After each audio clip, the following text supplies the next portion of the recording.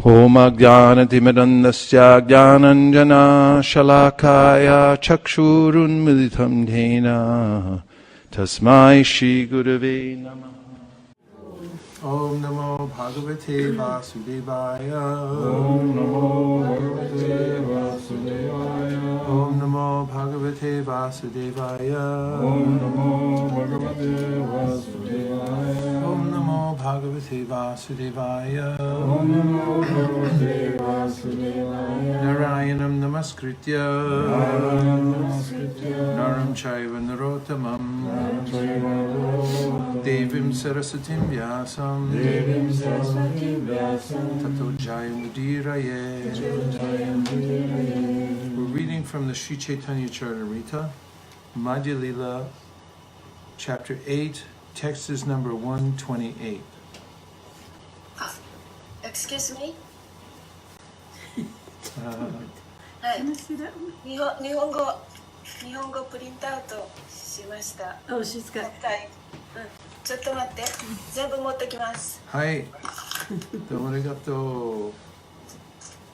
That's great. I sent it to you. I didn't get it yet. Oh, that's because I don't have a Wi-Fi. Oh, I'll get it from here. you're cool. The Wi-Fi dongle is back in my room. It seems to be strong, but it's a long way away. ちょっと待ってね。テキスト number 1 to 28. It's text Madhya Lila, chapter 8, Yes. number 128. 128. あ、128。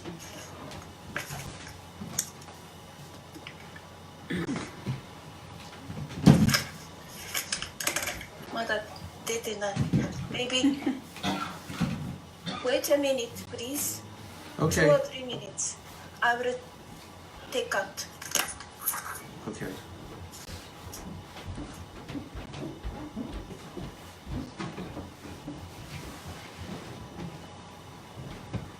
So, ありました。あったよ。 as we're waiting for the verse, I guess everybody's waiting for everybody. You know what's happening? We're just waiting for the verse to come up. Okay. But So what's Marguerite doing? Good has it. I sent it to her. I had it. Okay. I had the translation. That's why I mean everyone's waiting for it. Yeah. So. But I have it here too. Okay. Well, are you ready now? It's, You're I ready. am. Now, it's nice if she can. oh, of course. We're just waiting for her. I'm just making sure. Samsara davanadadidha loka trannaya karunya ganaganatvam praptasya kalyana gunarnavasya vande guroshi charanarvindam Mahaprabho kirtana nritya gita varitramadyan manasorasena romanchakam vashutaranga bhajo vande guroshi charanarvindam Shri Vigrahara Dhana Nityanana Shringara Tanmandira Marjana Dao Yuktasya Bhaktam Shaniyunjatopi Vande Guru Shri Charanara Vindam Chaturvidha Shri Bhagavat Prasada Swadhana Triptan Hadibhakta Sangan Kritvaiva Triptim Bhajataksa Daiva Vande Guru Shri Charanara Vindam Shri Radhika Madhava Yodapara Madhurya Lila Gunarupanam Pratikshana Swadhana Lolupasya Vande Guru Shri Charanarvindam Nikunja Yuno Ratikeli Siddhaya Yali Vir Yuktira Pekshaniya Tatrati Dakshara Vibala Vasya Vande Guru Shri Charanarvindam Sakshad Darita Mastamasta Shastra Ruptastata Vabhyata Eva Sadvi Kintu Prabhurya Priya Eva Tasya Vande Guru Shri Charanarvindam Yasya Prasada Bhagavat Prasado Yasya Prasada Nagati Kutopi Dhyayam Stuvam Stasya Yasastri Sandhyam Vande Guru Shri Charanarvindam Srimad Guru Rashtakamitarisha Brahmi Mahute Patita Priyat Natyastina Vrindavana Sakshat Sevai Bhavadya Janasunta Eva Jai Shri Krishna Chaitanya Prabhu Nityananda Shri Advaita Gadadhara Shivasari Gaur Bhaktavinda Om Jnana Timirandasya Jnananjana Shalakaya Chakshuran Bulitam Jena Tasmai Shri Gurave Namaha Shri Chaitanya Mano Pishtam Stapitam Yena Bhutale Swayam Rupakada Mayam Dadati Swapadantikam Vandeham Shri Guru Shri Yuta Padakamalam Shri Gurun Vaishnavamscha Shri Rupam Sagradatam Sahagana Raghunatham Vitam Tam Sajivam Sadvetam Sagradutam Parijana Sahitam Krishna Chaitanya Devam Shri Radha Krishna Param Sahagana Lalita Shivashakam Vitamscha He Krishna Karuna Sindho Dinabandho Jagatpate Gopesha Gopika Kanta Radha Kanta Namostute Tapta Kanchana Gaurangi Radhe Vrindavaneshwari Rishabhanu Sute Devi Pranamami Hari Priye Vanshakalpa Turubhyascha Kripasindhubhya Evacha Patitanam Pavanebhyo Vaishnavebhyo Namo Namaha Jaya Shri Krishna Chaitanya Prabhu Nityananda Shri Advaita Gadadhara Shivasari Gaur Bhaktavinda Hare Krishna Krishna Krishna Hare Hare Hare Rama Rama Rama Hare Hare マハクナさん、はい翻訳と解説だけプリントアウトしました。解説すごい長いんですね。でもそっちにあったら読んでくださいね。はい、読む時読みます。間にね。はい。はい。 Madhya Lila from the Chaitanya Charitamrita, chapter 8, text number 128. 今日はマディアリラのCC のマディアリラのチャプター 8章128節ですね。Kiba Bipra Kiba Nyasi Shudra Kene Nyai Jai Krishna Tattva Veta She Guru Hai Kiba Weather Bipra A Brahmana Kiba You're waiting for the Japanese. No, No? Okay. I am. I didn't hear it, so I'll start over. Kiba Weather. Weather. どうぞ。ここはやってない。何々かどうかっていう。そこちょっと英文が今ないので、はい。マハクナさんやってください。ワードトゥワードお願いします。ワードトゥワード、キバKiba何々と比べて何々 Vipra Vipra A Brahmana Brahmana Kiba Weather 何々と Nani Nani To Nyasi A Sannyasi Sannyasi Shudra A Shudra Kene Why なぜ Naya Not 何々でない J Anyone who 何々である人は Krishna Tattvavita A knower of the science of Krishna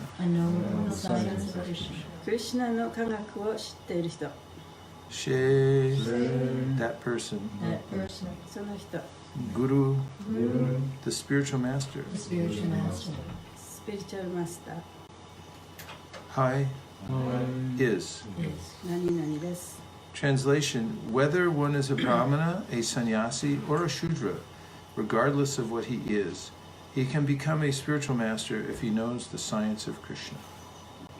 翻訳です。ブラフマナであろうと、サニヤシであろうと、シュードラであろうと、その人が何であるにもかかわらず、クリシュナの科学を知っていれば、精神指導者になれるのです。はい。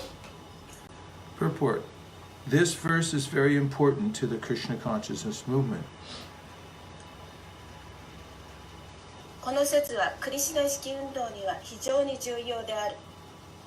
In his Amrita Prabha Bhashya, Srila Bhaktivinoda Thakur explains that one should not think that because Sri Chaitanya Mahaprabhu was born a Brahmana and was situated in the topmost spiritual order as a sannyasi, it was improper for him to receive instructions from Srila Ramananda Roy, who belonged to the Shudra caste. シュリラ・バクティ・ビノータ・タークラは著書アムリタ・ブラーバーハ・バーシャの中で、シュリー・チャイタニア・マハプラブーはブラフマナ階級の家に生まれ、サニヤシとして最高の精神的身分にいらっしゃるので、シュードラカーストに属するシュリーラ・ラーマナンダラーヤから教えを受けることは不適切であると思ってはならないと説明している。To clarify this matter, Sri Chaitanya Mahaprabhu informed Ramananda Roy that knowledge of Krishna consciousness is more important than caste. このことを明らかにするために、シュリー・チャイタニア・マハプラブーは、クリシュナ意識の知識はカースト制度より重要であるとラーマナンダライヤに教えている。In the system of Varnashrama Dharma, there are various duties for the Brahmanas, Kshatriyas, Vaishyas, and Shudras. バルナーシュラーマ制度では、ブラフマナとクシャトリアとバイシャとシュードラにはそれぞれに異なる義務がある。Actually, the Brahmana is supposed to be the spiritual master of all other Varnas or classes, but as far as Krishna consciousness is concerned, everyone is capable of becoming a spiritual master because knowledge in Krishna consciousness is on the platform of the spirit soul. 実際にブラフマナはすべての他のバルナ、つまり階級全体の精神指導者であるべきだと考えられているが、クリシュナ意識に関する限り、クリシュナ意識の知識は精神根を土台にしているので、精神根は精神の魂です。誰もが精神指導者になれる。To spread Krishna consciousness, one need only be cognizant of the science of the spirit soul. クリシュナ意識を広めるために、精神根の科学を認識しさえすればよい。It does not matter whether one is a Brahmana, Kshatriya, Vaishya, Shudra, Sannyasi, Grihastha, or whatever. ブラフマナやクシャトリヤやバイシャやシュードラやサーニヤシやグリハスタなどであるかどうかは問題ではない。If one simply understands this science, he can become a spiritual master. この科学を理解しさえすれば精神指導者になれる。It is stated in the Haribhakti Vilas that one should not accept initiation from a person who is not in the Brahminical order if there is a fit person in the Brahminical order present. 現在、適任のブラフマンの身分の人がいれば、ブラフマンの身分でない人から入門を受けてはならないとハリバクティ・ヴィラーサに記述がある。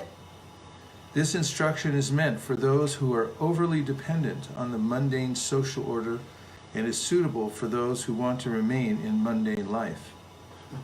この教えはあまりにも世俗の社会身分制度にこだわる人や世俗の生活習慣を守ろうとする人たちには適切な教えである。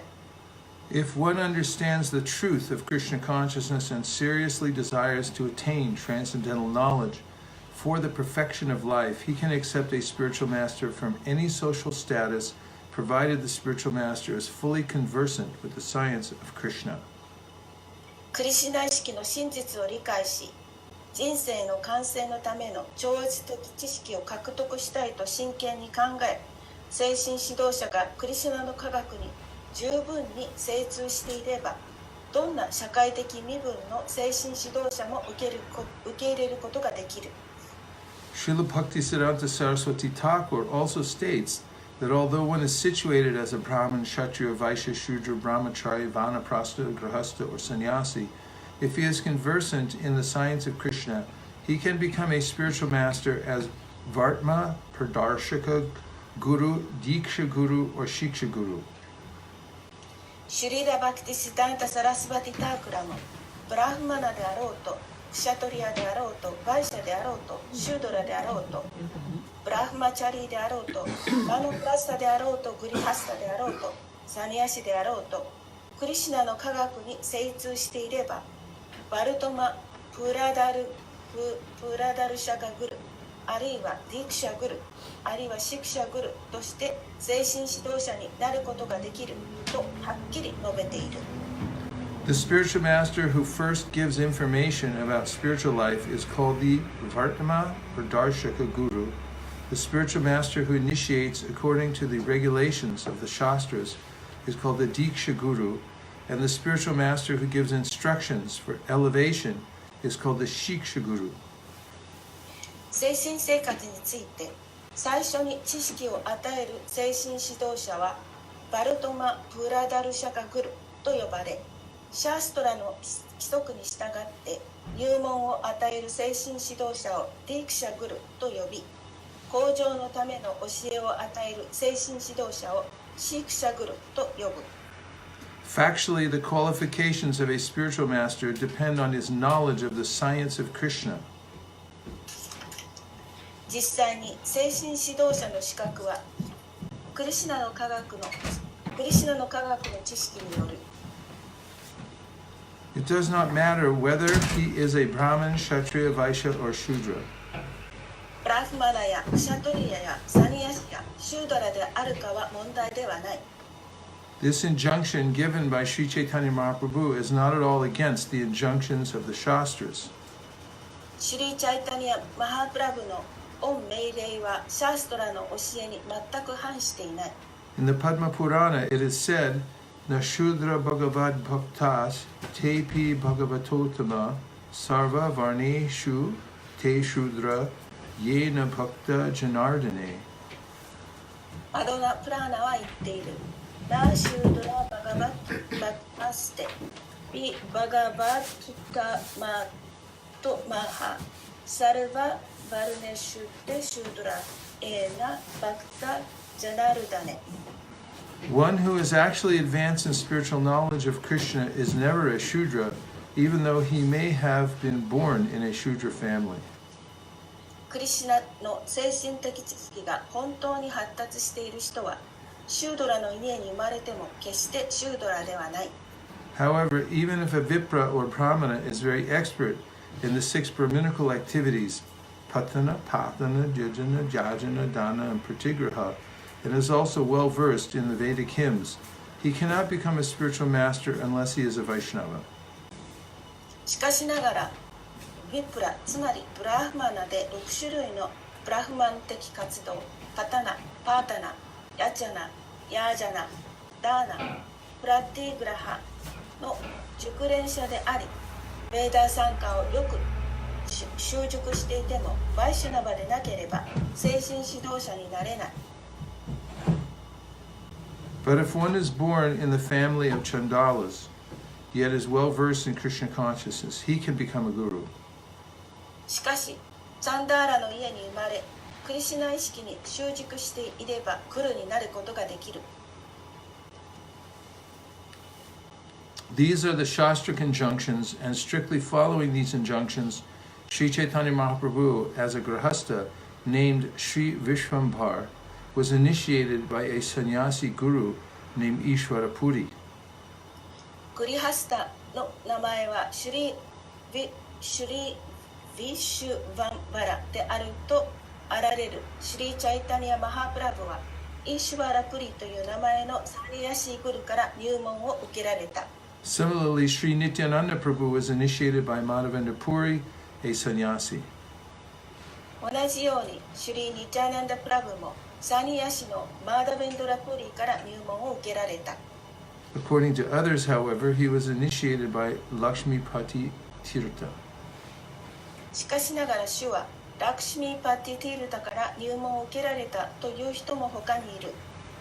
Advaita Acharya, although a grahasta, was initiated by Madhavendra Puri, and many devotees born in caste Brahmana families were initiated by Sri Rasikananda, a disciple of Sri Shyamananda Prabhu, although Rasikananda was not born in a Brahmana family. グリハスタではあるが、アドバイタ・アーチャリアはマーダベンドラプーリーから入門を受け、ブラフマナの家に生まれたが、シュリー・ラシカーナンダはカースト制度のブラフマンの家の出身ではない、シュリー・シャーマナンダ・プラブから入門を受けている。There are many instances in which a born Brahmana took initiation from a person who was not born in a Brahmana family. ブラフマナ出身の人がブラフマナ出身ではない人から入門を受けた例はたくさんある。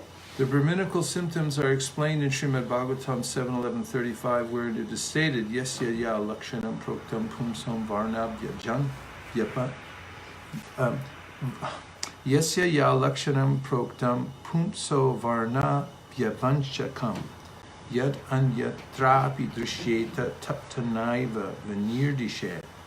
If a person is born in a Shudra family but has all the qualities of a spiritual master, he should be accepted not only as a Brahmana but also as a qualified spiritual master also.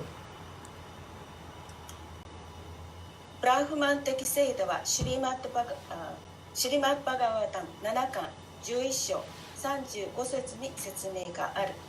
ヤッシャヤルラクシャナプロクタンフムソバルナビヴィアミャカンヤトアニアトラピドリシェタタテナイバディニルディセシェト。シュードラの家に生まれても精神指導者としてのすべての質を持っていればブラフマナとしてだけではなく資格のある精神指導者として受け入れられなければならない。はい。This is also the instruction of Sri Chaitanya Mahaprabhu. これもシュリー・チャイタニア・マハープラブーの教えである。Srila Bhaktisiddhanta Saraswati Thakur therefore introduced the sacred thread ceremony for all Vaishnavas according to the rules and regulations. ゆえにシュリー・バクティシダンタ・サラスバティ・タークラは規則原則に従ってすべてのバイシュナバに聖なる糸の儀式を導入した。Sometimes a Vaishnava who is a Bhajananandi does not take the Savitra Sanskar, sacred thread initiation, but this does not mean that this system should be used for preaching work. バジャーナナンディであるバイシュナバの中にはサビードラ・サムスカーラ聖なる糸の入門を受けない人がいるが、だからといってこの制度が説教の仕事に使われなければならないという意味ではない。There are two kinds of Vaishnavas, Bhajananandi and Goshtyanandi. 2種類のバイシュナバ、つまりバジャナナンディとゴシティアナンディがいる。A Bhajananandi is not interested in preaching work, but a Goshtyanandi is interested in spreading Krishna consciousness to benefit the people and increase the number of Vaishnavas. バジャーナナンディは説教の仕事にはあまり関心がないが、ゴシュティアナンディは人々に恩恵を与え、バイシュナバの教えを増やすためにクリシュナ意識を広めることに関心がある。A Vaishnava is understood to be above the position of a Brahmana. バイシュナバは上記のブラフマナであると理解されている。As a preacher, he should be recognized as a Brahmana, otherwise there may be a misunderstanding of his position as a Vaishnava. 説教者としてかつブラフマナとして認められている。そうでなければバイシュナバとしての位置が誤解されるかもしれない。However, a Vaishnava Brahmana is not selected on the basis of his birth, but according to his qualities. しかしながらバイシュナバのブラフマナは出身ではなく資格によって選ばれている。Unfortunately, those who are unintelligent do not know the difference between a Brahmana and a Vaishnava. 不運なことであるが、知性のない人たちはブラフマナとバイシュナバの違いを知らない。They are under the impression that unless one is a Brahmana, he cannot be a spiritual master. 彼らはブラフマナでなければ精神指導者になれないという考えにとらわれている。For this reason only, Sri Chaitanya Mahaprabhu makes the statement in this verse, Kiba Vipra Kiba Nyasi Shudra Kini Noi Jai Krishna Tattva Veta She Guru Hai. この理由だけのためにシリー・チャイタニア・マハプラブはこの説を宣言なさったのである。キバ・ビプラ・キバ・ナーシ・シュードラ・ケーネ・ナヤ・イェイ・クリシナ・タットバ・ベットバ・セイ・グル・ハヤ。If one becomes a guru, he is automatically a Brahmana. グルになればおのずとブラフマナになる。 Sometimes a caste guru says that J. Krishna Tattvavita Shi Guru Hoy means that one who is not a Brahmana may become a Shiksha Guru or a Vartma Pradarshaka Guru, but not an initiator Guru. カースト制度のグルはエイクリシュナタットヴェットはヴェッタセイグルハヤという。その意味はブラフマナでない人はシクシャグルやバルトマプラダクシャグルにはなれるが入門のグルにはなれないということである。 According to such caste gurus, birth and family ties are considered foremost. そのようなカースト制度のグルは生まれと家族の絆が一番であると考えられる。 However, the hereditary consideration is not acceptable to Vaishnavas. しかしながら世襲制度の考えはバイシュナバには受け入れられない。 The word guru is equally applicable to the Vartma, Pradarshaka Guru, Shiksha Guru, and Diksha Guru. グルという言葉はバルトマプラダルシャカグルにもシクシャグルにもディクシャグルにも同じように適用できる。 Unless we accept the principle enunciated by Sri Chaitanya Mahaprabhu, this Krishna consciousness movement cannot spread all over the world. シュリー・チャイタニア・マハープラブが説かれた原則を受け入れなければ、このクリシュナ式運動は世界中に広がることができないのである。 According to Sri Chaitanya Mahaprabhu's intentions, Prite Vite Ache Jata Nagarari Gram Sarvatra Prachar Hoidoi Murnam. Sri Chaitanya Mahaprabhu's cult must be preached all over the world. シュリー・チャイタニア・マハープラブの意図に従ってプリティビテ・アチェ・ヤタ・ナガラーダ・グラマ・サルバトラ・プラチャーラ・ハイベ・モーラ・ナマ。シュリー・チャイタニア・マハープラブの宗派は世界中に広められ布教されなければならないのである。 This does not mean that people should take to his teachings and remain Shudras or Chandalas. これは主の教えを受け入れ、シュードレやチャンダーラとしてとどまるべきであるということを意味していない。 As soon as one is trained as a pure Vaishnava, he must be accepted as a bona fide Brahmana. 純粋なバイシュナバとして訓練を受ければ、真のブラフマナとして受け入れられなければならない。 This is the essence of Sri Chaitanya Mahaprabhu's instructions in this verse. これがこの説のシュリー・チャイタニア・マハープラブの教えの真髄である。 So Sri Chaitanya Mahaprabhu gave this verse, and Prabhupada quotes it again and again. で、シュリチャイタニア・マハプラブはこの説をくださって、プラブパートはこの説を何回も引用しています。Because the principle of Guru is extremely important in Gaudiya Vaishnavism. ゴーディア・バイシュナバの中ではそのグルの原則というのは非常に重要だからです。Because the Gaudiya Vaishnavism is a culture of guidance. でゴーディア・バイシュナバというのはその人に教えを授ける指導というそういう文化なんですね。And we recognize that guidance wherever it comes from as being divine, as it's originally coming from Krishna. でその指導というのはどこから来てもそれがクリシュナをオリジナルのその源としてそこから来ているというふうに考えられています。In fact, it's a very important principle to offer respects to a guru. だからこそグルを尊敬するということが非常に大切なことです。Both the principle of guru and the person guru. でそれはグルの原則もそうですし、それからグルというその人そのものも同じことです。Because as Kaviraj Goswami points out in the first chapter of the Chaitanya Charitamrita, カビラジ・ゴスワミはチェイタニア・チャリタミタの最初のところでこういうふうに言っています。the gurus are manifestations of Krishna's special mercy. グルというのはクリシュナの特別な慈悲の現れであると。In fact, he begins the book, Sri Chaitanya Charitamrita, by saying, Vande Gurun Isha Bhaktam. で、彼はチェイタニア・チャリタメンタをバンデ・グルーン・イシャバクタという言葉から始めています。That is, Gurun is a plural statement. He's offering obeisances to all of the different gurus. グルーンというのはその複数形であって、すべてのグルたちに尊敬の礼を捧げているわけです。Srila Prabhupada, when establishing the Krishna consciousness movement, had to train Westerners how to respect the guru. シュリル・プラバパートがこの西洋の世界でグルというものを導入したときには、いろいろなグルたちを尊敬するということをね、みんなに教えていかなければなりませんでした。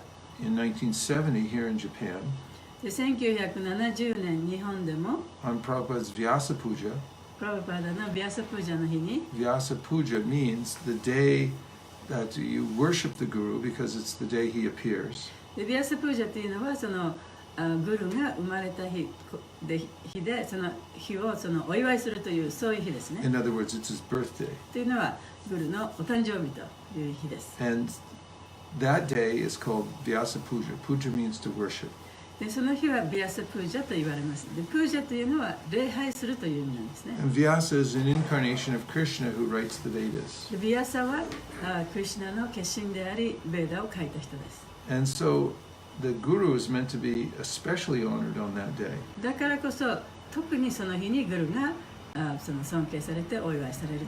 With the ceremony including flowers, doing pushpanjali, offering flowers as a sign of respect and surrender. でその日はその先生にグルにそのお花を捧げたりして、それはお花を捧げるということは、その先生に対する尊敬の念を示すということです。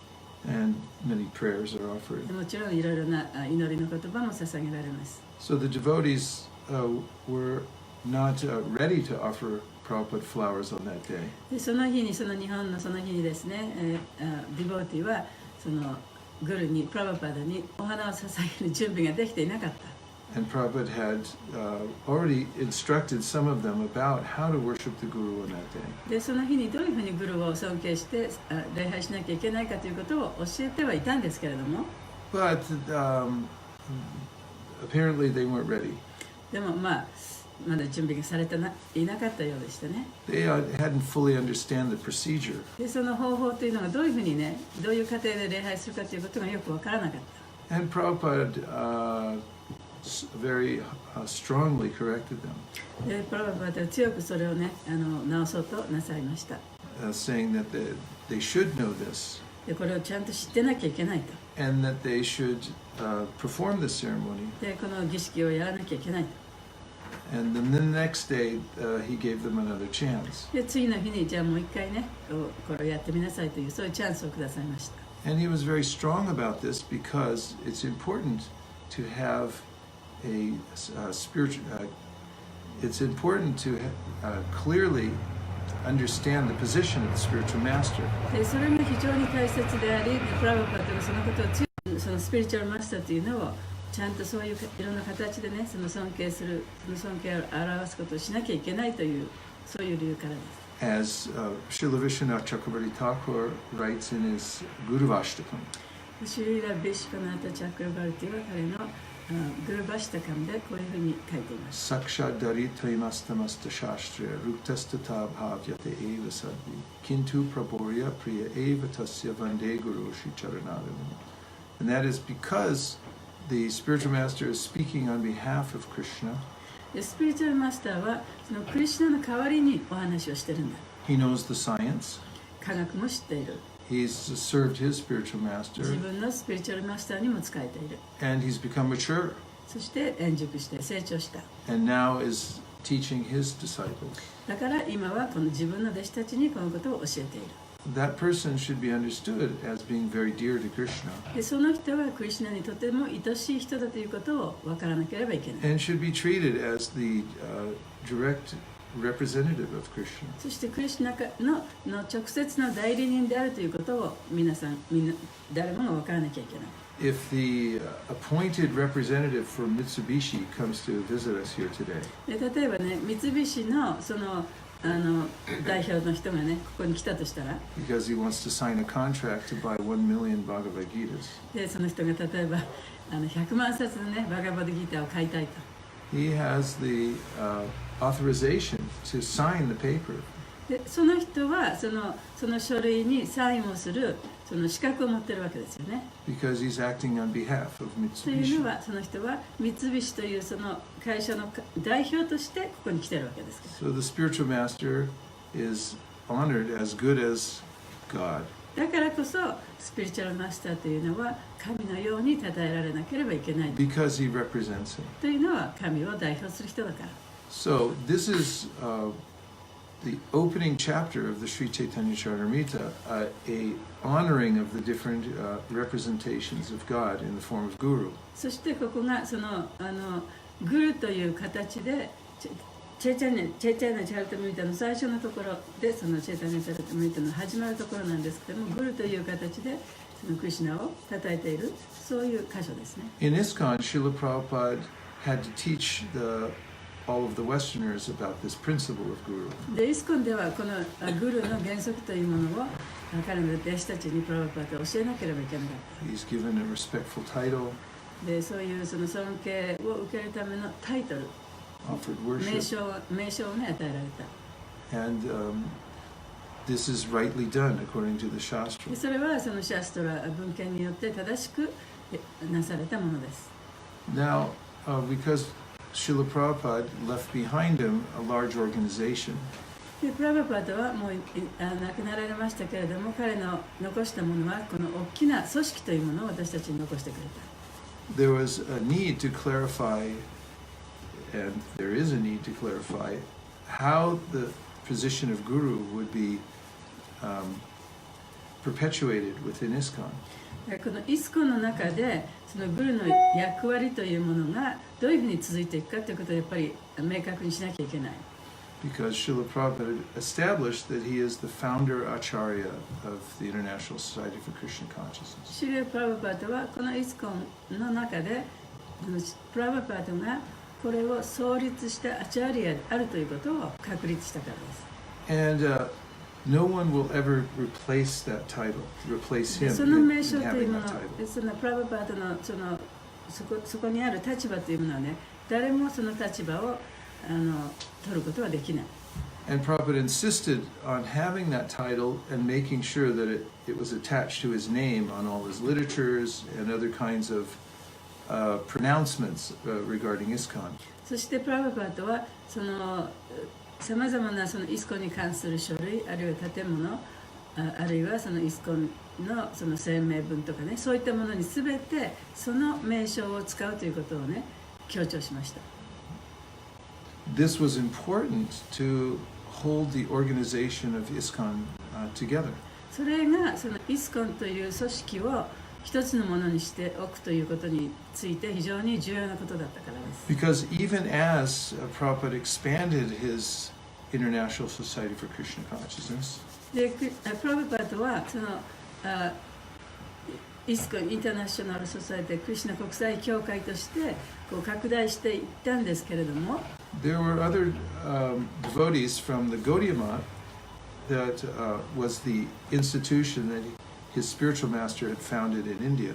でゴーディアマートの中でもそのインドでその自分のスピリチュアルマスターから来たさまざまなこういうね組織ができていた。 Who not only criticized Srila Prabhupada, でその人たちの中でもプラバパーダのことを批判している人たちもいた。 especially for initiating Westerners, 特にその西洋人にね入門を与えるということ。 but they also claimed that actually the Krishna consciousness movement, that others were in charge of the Krishna consciousness movement, not A.C. Bhaktivedanta Swami. でまたそのAC バクティベダンタスワミがそれをコントロールしてるんじゃなくて他の人たちがそれを支配しているというふうに言ってる人もいた。 These would be god brothers of Srila で Prabhupada. それはプラバパダのガッドブラザーがそういうことを言ってるんですね。 Sometimes amongst brothers, in general, there's a sense of rivalry. で一般的にもやっぱり兄弟の間の中でね、その兄弟の競争というか喧嘩というかしますよね。And of course, in the material world, there can also be envy. で物質的社会ですから、その妬み心というものももちろんある。And this came out when Prabhupada was showing big success in preaching Krishna で consciousness. プラブパートがこのクリシュナ意識を説く上で非常に大きな成功を収めた、その時期にやっぱりそういうことが出てきたんですね。So Prabhupada knew that unless he established his position as the founder and the acharya of ISKCON, that others would try to usurp that title. だからプラブパートはその時にその自分を創立者アチャーリアとしての地位を確立しなければ、他の人たちがそういうことをね、自分のものとして使ってしまうと思ったからです。So he made very clear his position as the founder acharya of ISKCON. だからこそ、そのプラブパートのその地位というのは創立者アチャーリアだというふうに言ったのは、そういうことを強く言ったのはそのためなんですね。So then another very important point arose, でもう一つ非常に大切な点が出てきました。and that is how would the process of initiation go on in ISKCON after Srila Prabhupada had physically left? でプラブパートが亡くなった後にこのイスコンの中でこの入門という制度がどのように続いていくかということです。Now there are two important ways of understanding how this would go on. でそれが続いていくにはその2つの大切なことがあるということが分からなければいけない。One way is to study all of Srila Prabhupada's books and everything that he's ever said. で一つはプラブパートの本、そしてプラブパートのおっしゃったことをすべて調べてね、研究するということ。Srila Prabhupada said several times that everything that I had to say and all my instructions that are important are in my books. でプラブパートは私が言いたかったことで、私が教えたかったことをすべて私の本の中にあるとおっしゃいました。So for any important topic, and especially for this topic of initiation, one should become conversant with what Prabhupada himself has said. だから特にこういう次第に入門というね、こういう次第においてはプラブパートがその本の中でどういうことをおっしゃったかということをね、みんな一生懸命勉強してよく熟知しなきゃいけない。And today's verse and purport is representative of the mood in which Prabhupada presented the position of Guru and the ways in which initiation would go on in the Krishna consciousness. で今日の今日読んだ説の中の解説説から翻訳っていうのはそのムードを非常によく表しているもので、どういうふうにこの入門という過程制度がね続いていくかということに関してプラブパートのムードが非常によく現れている説だと思います。And the other important way of understanding how initiation is to go on in ISKCON でイスコンの中でイニシエーションを続けていく、入門を続けていく上でもう一つ大切なことがあります。is to refer to Srila Prabhupada's answers to questions that devotees asked him specifically about the topic. でそれはその話についてディボーティーがプラブパートに質問をした、その質問と答え、それを勉強すること。Both in casual conversations, or that is that they were conversations that took place in morning walks or rooms, or that were given in letters. でそれは例えば朝の散歩の時に交わされた会話の中、あるいは割と軽い形でね、そのディボティとプラブパートの間にあった会話の中、あるいはそのプラブパートの書かれた手紙の中、そういう中にその答えが入っています。And also in conversation that took place officially, and I say officially because Prabhupada established a governing body commission, and on behalf of the governing body commission, some devotees came and asked Prabhupada specifically about this point before Prabhupada left. でプラブそういう会話とともに、会話とか手紙とね、ともに大事なことは、その正式にプラブパートがこの話について話したこと。その正式という意味は、例えばプラブパートはその GBC というね制度を作ったわけです。でその中で話し合われたね、その入門というものに対するそのプラブパートの考え方とか、そういうものをやっぱりちゃんと知らなきゃいけないということ。So based on everything that Prabhupada wrote about in his books, でプラブパートが本に書かれたこと、in his letters, 手紙に書かれたこと、 and what he said in conversations. そして会話の中でおっしゃったこと、 And as a response to an official inquiry about the method of initiation in そしてそ ISKCON. の正式にそのイスコンでもってこの方法をどういうふうにするかというその問われたことに対する答え、そういったものを基本として、 It's very clear that he intended his disciples to continue the process of initiation just as he had continued the process of initiation after his spiritual master had left. そういったものを基本としてみれば、そのプラバパートがなさったように、このプラバパートの弟子たちがそれを継いで続けていく、このイスコンの中でね、そういう形の入門をしていくということがプラバパートの意向だったということが分かると思います。 However, this would not in any way change his position as the founder Acharya of ISKCON. だからといってプラバパートが創立者のアチャーリアであるというね、その地位が変わるということではありません。 That position will not be transferred to anybody at any time. で、その地位というのは、いつでも誰にでもね、その移り変わるということは絶対ない。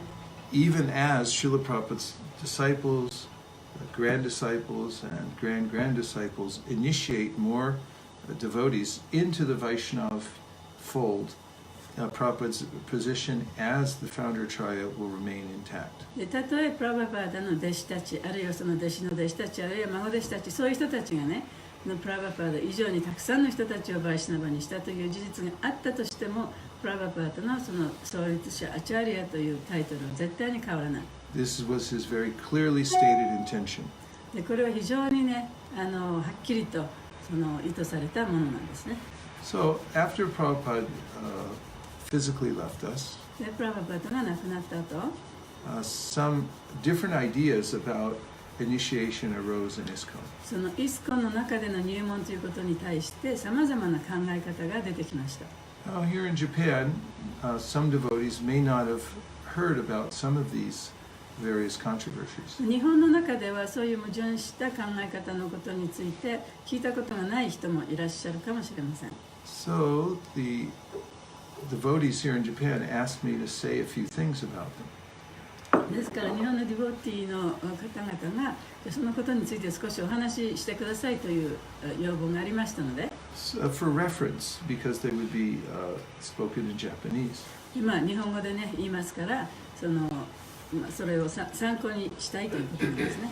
So in the little time we have left this morning, I want to specifically address an idea that arose after several years after Prabhupada left the world. でプラバパートが亡くなった後何年かの間にその出てきたまた別の考え方ということについてちょっとあまり時間はありませんけれどもお話しします。 And this idea was that after Prabhupada left the world, he would continue to be the Diksha Guru in ISKCON. でその考え方の一つはプラバパートが亡くなった後もプラバパートがディクシャグルとしてその入門をし続けるという And that anyone who was giving initiation was only acting as a priest to perform the initiation, but it was actually for Prabhupada. でその考え方っていうのは入門を授ける人というのはそのお坊さんとしての役割しかないと、その儀式をして役割をするんだけれども本当はプラバパートの弟子にならなきゃいけない、その入門、その人から入門を受けた人はね、そういう考え方です。 And some people took the trouble to write papers and to form a group that would push this idea. でその考え方を推し進めるためにそのグループを作ったりね、その書類を書いたりした人もいた。 And some people have taken it up. でそれに参加したというかそういう意見にね同意した人もいた。 And that's why recently at the Tokyo Temple, だからこの最近になって東京の寺では、a young woman, maybe in her 30s, で30代の若い女性が showed up and declared herself to be a direct disciple of Prabhupada. 来て、私はねプラバパートの直接の弟子ですと言った。 And some of the devotees were wondering what kind of cosmetic company she had found. その30代の人がプラバパーダの弟子であるはずがないね。だから彼は一体どんな化粧品を使ってね、こう若く見せたんだろうと思いましたけど。They couldn't understand how a young person who had just arrived and was a direct disciple of Prabhupada. もう今ね、その来たばっかりのその若い女の子がね、プラバパーダの弟子になりうるわけがない。So some of the devotees then realized that there are devotees here in the Japan Yatra who don't know about this deviation, that people are thinking that they're taking direct initiation from Prabhupada. だから日本でもね、そういう考え方がはびこってるっていうことがその人を見たら分かった。So this idea of taking initiation directly from Prabhupada has, in a very casual way, been called Ritvik. で、今でも現在でもね、そのプラバパードからの入門を受けられるというそういう考え方のグループの人たちのことをリトビックって言うんですね。Ritvik is a Sanskrit word. It's a kind of a priest who does a fire sacrifice on behalf of somebody else. リトビックというのは誰かのために例えば儀式をやったりするそういうお坊さんのことを言うんですね。They're doing it officially, but they're doing it for somebody else. 正式な形をとってやってはいるんですけれども、誰かのためにやってると。So this arose because before Prabhupada left this world physically, このことが出てきたのは、プラバパートがこの世界から亡くなられた後に、亡くなられる前に、he was traveling the world.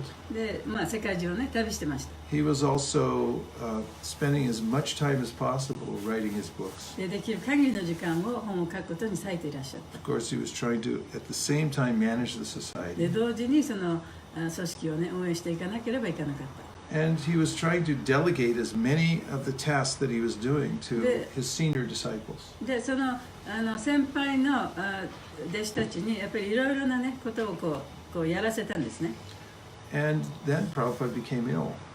で、そしたらそのうちにプラバパートが病気になってしまった。Meanwhile, there were thousands of devotees that were, or at least I should say hundreds, that were waiting to become initiated by そう Prabhupada. いう間にね、プラバパートから入門を受けたいという人たちがたくさん待ってたわけです。So early on, Prabhupada realized that it would not be possible for him to go personally hand over the beads to each person that wanted to be initiated. だからプラバパートはね、もう自分が個人的にそこに行って入門を受けたいという人に個人的にジャパビーズをね、手渡すのは自分の今の状態では無理だというふうに感じたんですね。So he's had senior devotees who were authorized to perform the fire sacrifice and on his behalf give the name of the new initiate. だからプラバパートは先輩の古いディボーティーたちにね、私のちゃんと認可を与えるからビーズを唱えて入門した人にジャパビーズをあげて名前もあげてもいいよというそういう許可を与えたわけですね。Even in the early 1970s, Prabhupada did this because he couldn't be everywhere at once.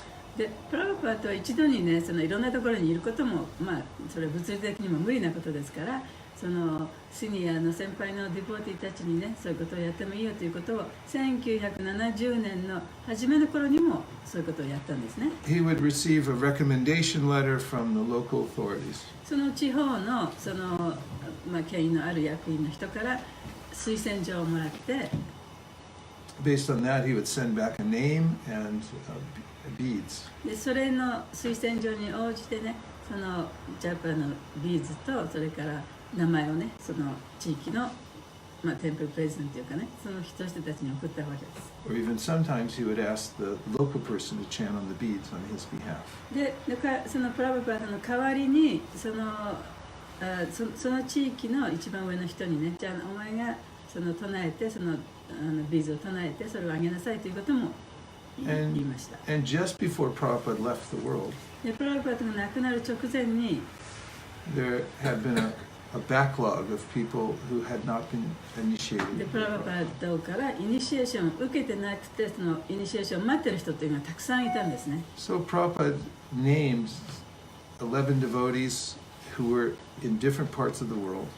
でだからプラバパートはその世界中のいろいろな場所にいる11人の弟子たちに to act on his behalf, プラバパートの代わりにそういうことをやりなさいということをおっしゃった。 to verify, okay? To verify. To act on his behalf. プラバパートの代わりにそういうことをやる。 Okay. To verify, they would personally verify that these people were ready for initiation. そしてその人たちがその入門を受けたいという人たちがそのちゃんと入門を受ける資格ができているかということを証明するために They would chant on their beads. で Wait, can you say that? They would chant on the No, beads. before that, Oh. to verify. They would personally verify that these people were ready for initiation, でこういう人たち rather than うん sending back to Prabhupada. でこの人たちはその入門を授けてくれるその人たちによってこの人はもうそういう資格を持ってるよということをちゃんと証明された人たちなんですね。でそのプラバパートが、yeah, okay. So they were verified. Correct. And those people that these devotees were initiating were Prabhupada's disciples. でそうやって入門を授けている人たちはプラバパートの弟子だったんですね。 So then Prabhupada clarified that after he left, でもそこでプラバパートがはっきりおっしゃったのはプラバパートが亡くなった後自分が亡くなった後に that the devotees who were initiating でそうやって入門をその授けている弟子たちね would accept disciples, は弟子を受け入れてもいいよということをおっしゃった。 but those disciples would be the direct disciples of the person initiating. だからその下のっていうか入門を授けた人たちというのはその授けた人の直接の弟子となる。 And they would become, those initiates, his grand disciples. そしてそれはプラバパートの孫弟子となる。 So this is a matter of record. It's written in the minutes that Prabhupada dictated when he was asked about the continuance of initiation. そしてプラバパートがその入門をどういうふうに続けていくかということに対して聞かれた時のその答えがちゃんと記録されてるんですね。 So after Prabhupada left, some people claimed that actually Prabhupada intended that in perpetuity, that means forever, forevermore, anyone who is initiated in ISKCON would be his Prabhupada's direct disciple. でもその中でそのプラバパートの言った意図っていうのはねそのイスコンの中で入門を受けた人っていうのはもう永遠にねプラバパートの弟子になるということをプラバパートはおっしゃったんだということを強調した人もいた。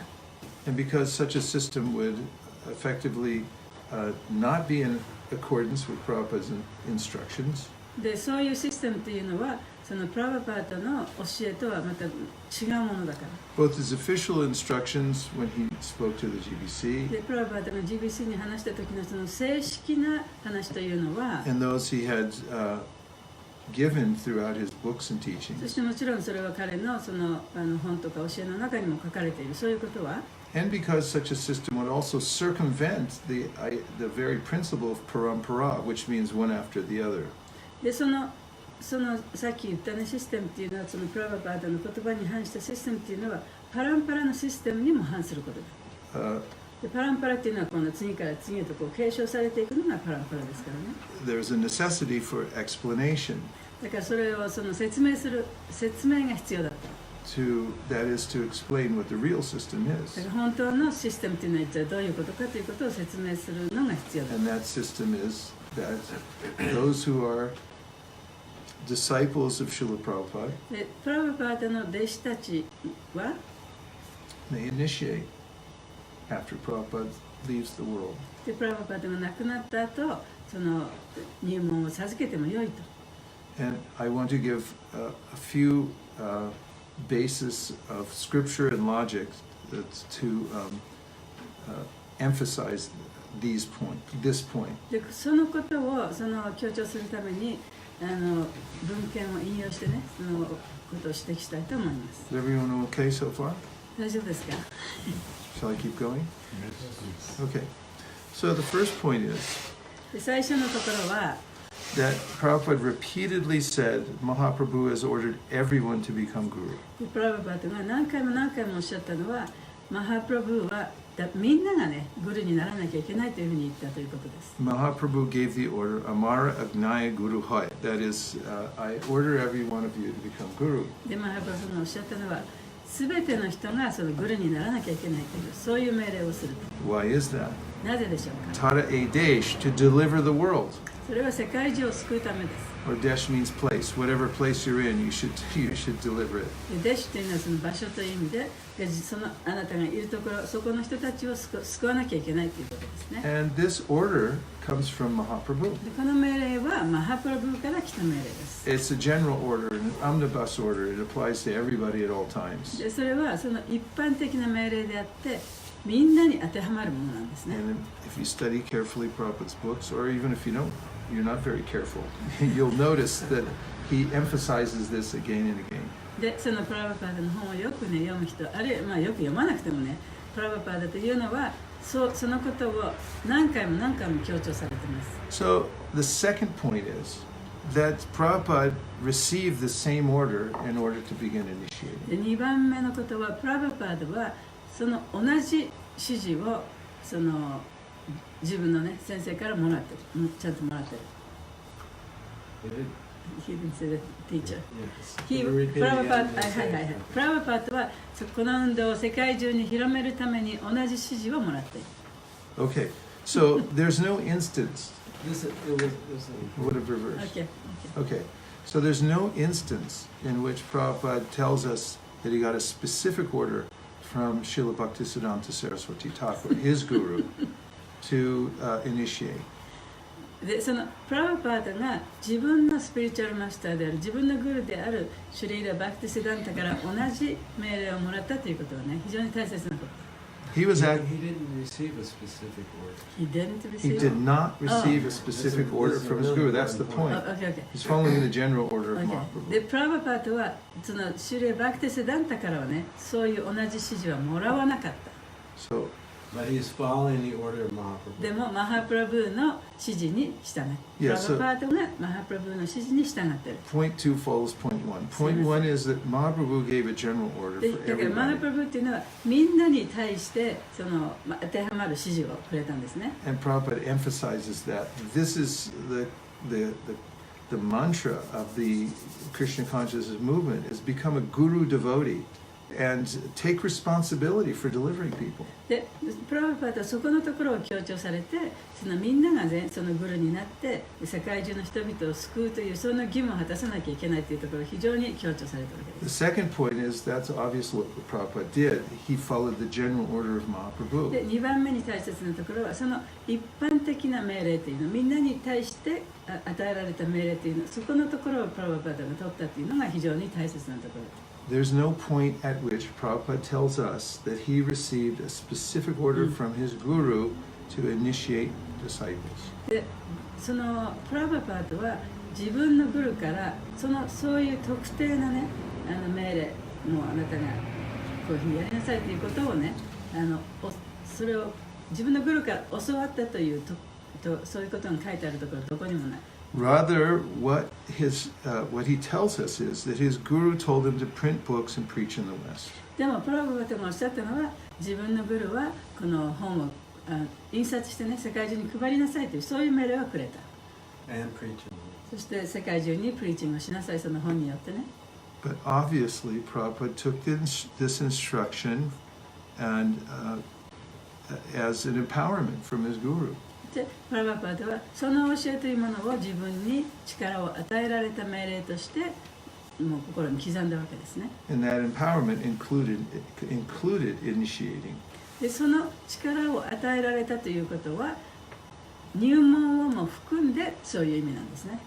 So then Prabhupada, number 3 point is that Prabhupada then said that he's given his disciples the same open order.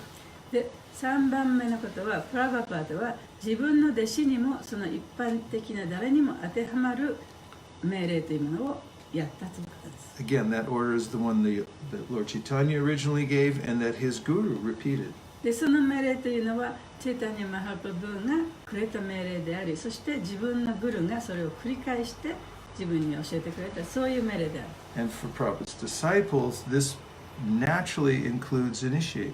だからプラバパータの弟子たちにとってその入門をするということもそこにやっぱり含まれていることだ。Because that's how Prabhupada took that order. というのはプラバパータはその命令というのをね、そういうふうに考えたから。As clearly evidenced by his activities. でそれは彼の行動によって明確になることですね。So, number 4. で4番目。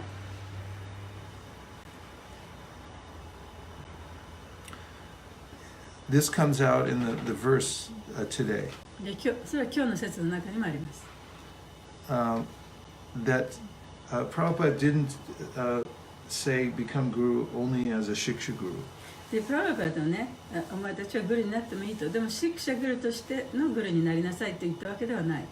Because Prabhupada didn't take Srila Bhaktisiddhanta's order or Lord Chaitanya's main order to just become a shiksha guru. でプラバパータもそのバクティスダンタの命令あるいはチェイタニア氏の命令をね、じゃあ自分はシクシャグルになればいいんだというふうにはそういうふうには取らなかった。And in many, many cases, when Prabhupada talked about his disciples becoming future gurus, he used the words initiate and accept disciples.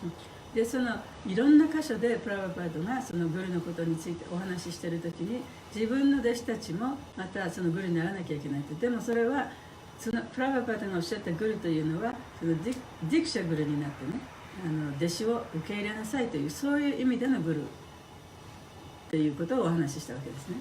And Prabhupada also combined his instruction for his disciples to initiate in the future with the verse Kiba Vipra Kirtaniyatsu. でこの説をもってそのプラバパートは自分の弟子たちがその将来的にねそのグルになることについての教えというのをね教えてくれた。And as we see in today's purport, Prabhupada quoted Srila Bhaktisiddhanta. で今日の解説をその読むときにプラバパートはバクティスダンタからの言葉を引用しています。And this, in Srila Bhaktisiddhanta, Saraswati Thakur says specifically that this verse spoken by Lord Chaitanya means not just shiksha but also diksha. でこのチェイタニア・マハプラブによって語られた言葉というのはシクシャだけを意味するんではなくてディクシャも意味するというふうにおっしゃっている。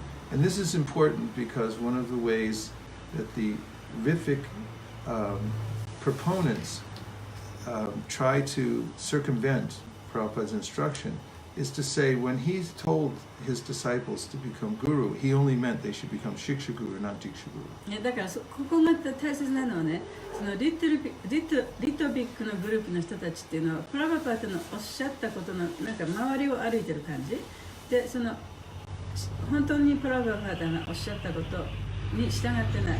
彼らが言ってるのはそのプラバパーターはあなたたちはシクシャグルにしかなれないんだよっていうことを言ってるということを強調してるんですね。And this is the same logic that the caste brahmanas use. でそれはそのカースト制度のブラーマンが言ってるのと同じことです。And none of our Vaishnavacharyas accept that opinion. でその意見っていうのはね、バイシナバのアチャリアたちには誰も認めてない。That initiation for us means only shiksha, not diksha. 入門というのはそのシクシャだけであってね、ディクシャではないというそういう考え方を受け入れられてい So ない。 why would we accept a reincarnation of that logic? でそういうことがそのブラマンカースト制度のブラマンが言ってるようなことがまた起こっているわけですね。そのことをなんでそんなことを受け入れることができるんでしょうか。 Just to reiterate, when Prabhupada says become a spiritual master, he means both shiksha and diksha. もう一度はっきり言いますけれども、プラバパートがそのスピリチュアルマスターになりなさいって言ったのはディクシャのスピリチュアルマスターとシクシャのスピリチュアルマスター両方を含んで So then, スピリチュアルマスターと言 Srila ったわけです。 Prabhupada and the Shastra describe what's the difference between shiksha and diksha. で、経典の中にも、それからシュリーラ・プラバパートもおっしゃってますけれども、じゃあ、ディクシャとシクシャの違いというのは何か。Practically, they're equivalent. で、まあ、実際的には同じようなものですけれども、 There's only three details that are different between shiksha で、 and 細かい diksha. ところで3つ違いがあります。 One is the diksha, you can only have one diksha guru, というのは、ディクシャというのはね、一人しか持つことができない。 but you may have many shiksha で、シク gurus. シャグルは何人持っても構わない。 The other is that a guru should not give diksha to a family member. で、もう一つは、ディクシャのグルが自分の家族にね、入門を与えてはいけない。 And the third is that one should not give diksha in the presence of one's spiritual master. That is, while one's diksha guru is still living, one should not give diksha to others. で、もう一つは自分のディクシャグルがまだ生存している、生きている間に他の人にディクシャを与えてはいけない。 Unless the diksha guru orders him to do so. で、まあ自分のディクシャグルがじゃあお前はその入門を与えなさいっていうそういう命令がね、命令をもらったらやってもいいんですけれども。 So, considering that they're equivalent, で、その diksha and shiksha, シクシャとディクシャというのは大体同じようなものということを考えたときに、 except for those minor その details. 3つの違い以外はね、 This means if one is qualified to be shiksha guru, then they would also automatically be qualified to be シ diksha ク guru. シャグルになる資格を持つという人はおのずからディクシャグルになることもできる。 So, another idea that Ritvik people have is that, okay, Prabhupada, he's still living, so I can just approach him and get initiation. で、もう一つね、そのディクシャリトビックの人たちが考えていることっていうのはね、じゃあプラバパートまで生きてらっしゃるから、プラバパートから入門を受けることができると。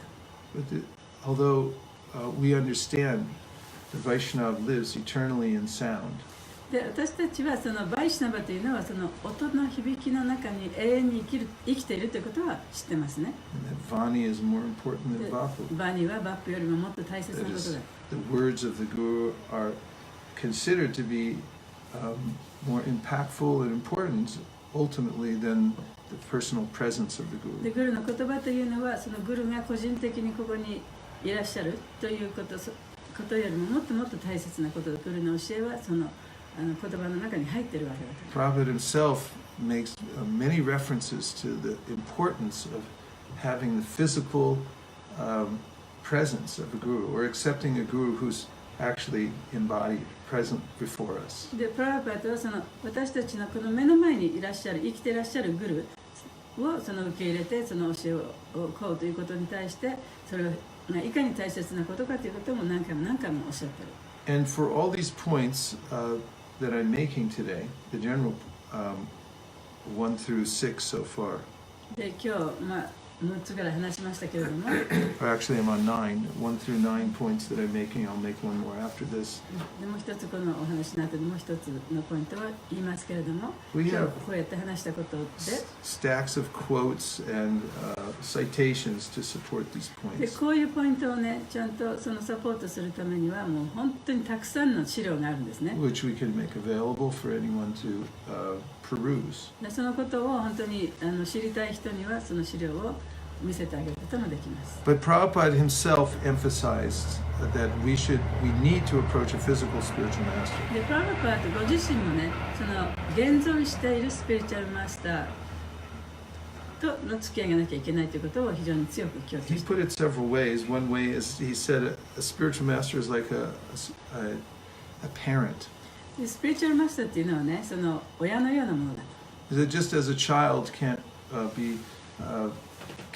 grow up properly without parents. 親がなければ子供もね、ちゃんと大きくなっていくことはできない。 So a spiritual child, those who are 精神的 beginning in な子供 spiritual ですね。 life, それは精神的なことを始めてばっかりの人たちってい needs う the のは、 personal touch やっぱり of 個人的な a guru.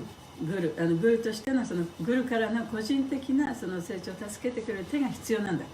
And Prabhupada had, when he was asked directly about that, said, no, you need to have a concrete, the guru must be physically present, guru, concrete, he said. で、そのことを誰かに聞かれた時にね、プラバパートはね、そのもう確固としてその強いコンクリートのようなね、セメントのような強いね、やっぱりそのつながりがなきゃいけない、今いるグルとのねつながりがなきゃいけないということをおっしゃった。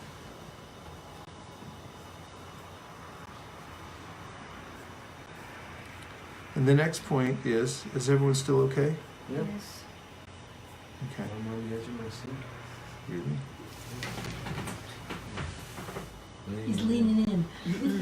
Leaning in with my right ear. Prabhupada expressed directly, stated his expectations that and that it would be his pleasure that his disciples would accept disciples after he disappears. でプラバパートがその明確にはっきりおっしゃったことは、自分の弟子がこのまた弟子を受け入れるようになるっていうことね。それはプラバパートにとってとっても嬉しいことだっていうことをおっしゃってます。And he talked about this in terms of, in one place, the law of disciplic succession.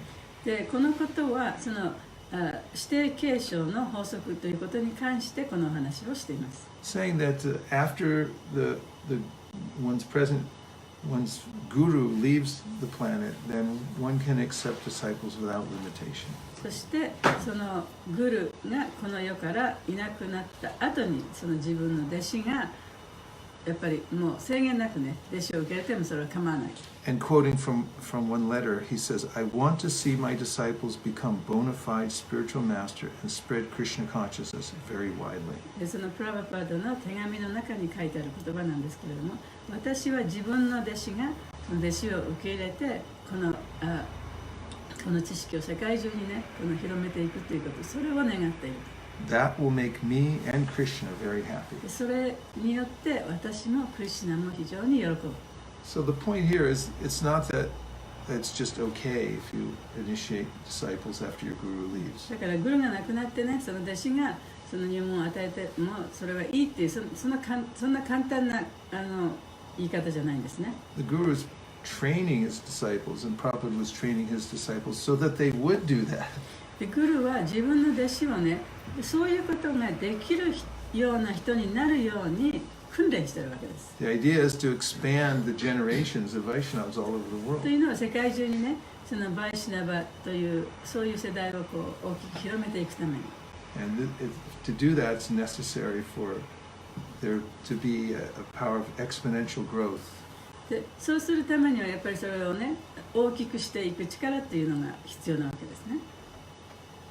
And in his language, the language I'm revisiting Prabhupada's official statements to the GBC representatives, asking him near the end of his days in the world how the initiation process would go on.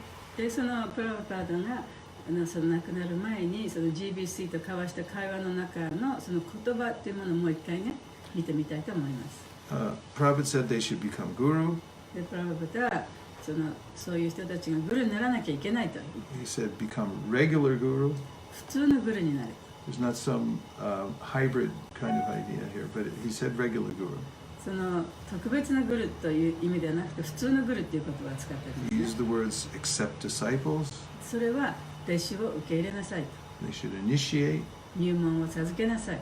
And he said that those who were thus initiated by his disciples would become his grand disciples. そしてそうやって入門を授けられた弟子というのは私の孫弟子になります。 They would be the disciples of his disciples. だからプラバパードの弟子の弟子ということになりますね。 So these 10 points are can be verified by reading Prabhupada's books, his letters, his instructions and conversations. でこの今言った 10個のポイントというのはプラバパードの本の中に、そして会話の中に、手紙の中に、そういうところで確証することができます。It is also the tradition of Gaudiya Vaishnavism or Vaishnavism, Gaudiya Vaishnavism that one follows the next. One has to become trained by a spiritual master, become a spiritual master oneself. そしてまたそれはゴーディア・バイシナバのそのグループの伝統でもあるんですね。それはその教えをこう次から次へとつなげていく、そういう伝統です。For these reasons, ISKCON has been very clear about distinguishing what is Prabhupada's actual instruction about initiation and this idea about Prabhupada continuing to be the initiator within ISKCON. そしてそういう理由からしてね、このイスコンの中でその入門というものがこういう制度と思って続けられていく。そしてプラバパートはその最初の入門のグルであるということね。そういう考え方ということがついていかなきゃいけないというのは非常にはっきりわかる。Nonetheless, you will find people advocating for this so-called Ritvik system in various places around the world. でもその世界中ではね、そのリトビックの考え方というのをやっぱり推し進めている人っていうのもたくさんいるんですね。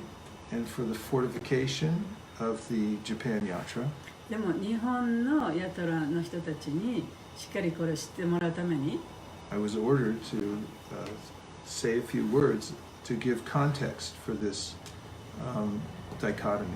でこのことについて比較してね、どういうことなのかということを皆さんにお話ししてくださいということを頼まれました。And now we'll see if there's any reflections or questions. Havi Prabhu. One of the arguments in relation to assuming the position of a spiritual master is purity, that it has to be a pure devotee. What is the criteria of being a pure devotee in order to become a spiritual master? でスピリチュアルマスターになるためにはね、その人が純粋な敬愛者でなきゃいけないというふうに言う人もいますけれども、じゃあその純粋な敬愛者ということは一体どういうことなんでしょうか。Prabhupada speaks about this in the Nectar of Instruction, although there's many things that can be said about this. でプラブパートはそのことをネクターオブインストラクションで教えの管理という本の中でこういうふうに言ってます。First, I'll just say that when we're talking about purity, this is a subjective matter. 純粋さというのはね、その人の考え方に応じてちょっと違ってくる。People all over the world present so-called acharyas, saints, avatars, self-realized people and say, here you go, they're self-realized. 世界中にもね、その自己を悟った人ということについて、この人がこういうアバタラですとか、この人が、こうやって自己を悟った偉い人ですとかね、そのいろんな形で、この人が純粋ですよということをこう示しているわけですよね。And in ISKCON or any other organization, we could do the same thing. イスコにおいても他の組織においても同じようなことができる。Anyone can raise their hand and say, I'm a pure みんな devotee. 手を挙げてね、はいはい、私が純粋な敬愛者ですよっていうこともできる。 And I'll prove it to you. それを証明することもできますよ。Before you came in here, I was dancing with Krishna. で、私はね、ここに来る前にね、クリシュナと踊ってたんですよっていうことだってできる。 I was hearing his flute. で、クリシュナのね、フルートの音を聞いてたんですよと。 I was taking the betel nut directly from his mouth. クリシュナの口からね、そのベーテルの実をもらったんですよとかね。So prove I'm wrong. じゃあ私が嘘を言ってるってね、その証明できますか。 You can't prove I wasn't dancing with で、 Krishna. 私がクリシュナと踊っていなかったなんてことを証明できないでしょう。 So when we talk about who's a pure devotee or who's qualified by purity, we have to have verifiable means to discover this. だから誰がその純粋な敬愛者か、誰が本当に純粋なのか、その純粋さというのを証明するにはね、やっぱりそれを証明できるだけの確証がなきゃいけない。 Therefore, in the very important verse in the Nectar of Instruction, where Rupa Goswami delineates the various levels of devotees. だから教えの管理の中でルパゴスワミはそういうことに対して一体それはどういうことなのかということをこう説明してい He ます。 says, Krishneti yasya giritam manasadri dati shasti chet pranati pishta bhajanta nisham shushushaya bhajana bhigna mananya manya nindari shunya hridamipsita sangalabhya. He names 3 levels of Vaishnavas. で、バイシュナマというのはその3段階に分かれる。 First level is anyone who can say Hare Krishna. で、最初のレベルはそのハレクシナということのできる人。 In your mind, you should worship them. そしてマインドの中でそういう人を礼拝しなきゃいけない。 Second 尊敬しなきゃい level けない。 is someone who's taken the process seriously and has become initiated. で、2番目はその過程を真剣にやっていこうと思って入門を受けた人。For them, you should take the trouble to get on your hands and knees. でその人たちの前ではやっぱりこう頭をつけてねひれ伏せなきゃいけない。And the third is a person who has continued the process of practicing Krishna consciousness and has become advanced. そして3番目の人はこのクリシュナ意識というものをずっと修練し続けてその中で高まった人。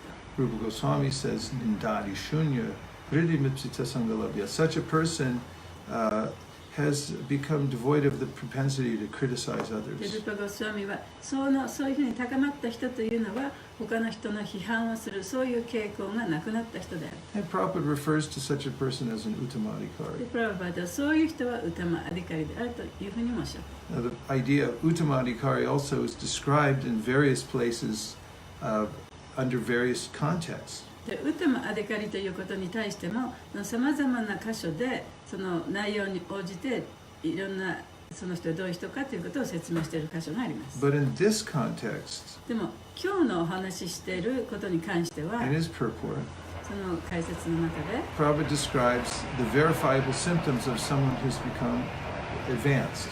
その高まった人の特徴というのはどういうものかということをそれがちゃんと分かるねその特徴というのはどういうものかということに対して説明しています。 That is advanced enough so that one should actually pursue the person to try to become a disciple.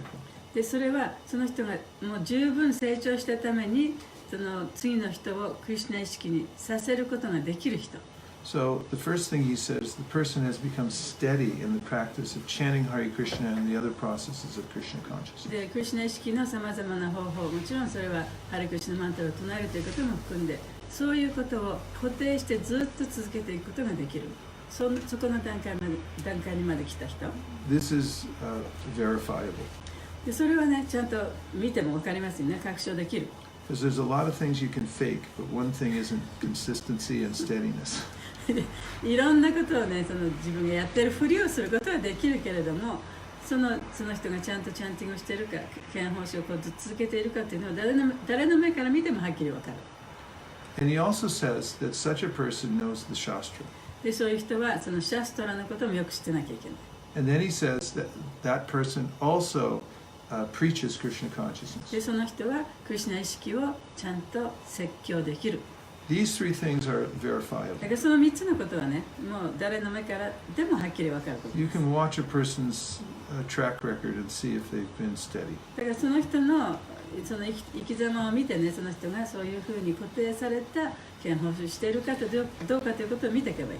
You can find out if they know the Shastra or not. でその人がちゃんとシャストラを知ってるか文献を知ってるか Just ask some questions. それちょっと質問してみればいいわけですよ And ね。 thirdly, that they're preaching Krishna で consciousness. その人がちゃんとそのクリシュナ意識を説教しているのか Because if they're not, it won't do you any good to approach them because they're not going to tell you anything.